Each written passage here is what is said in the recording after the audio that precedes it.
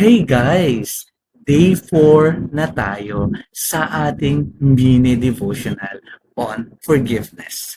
And today, we will talk about second chances.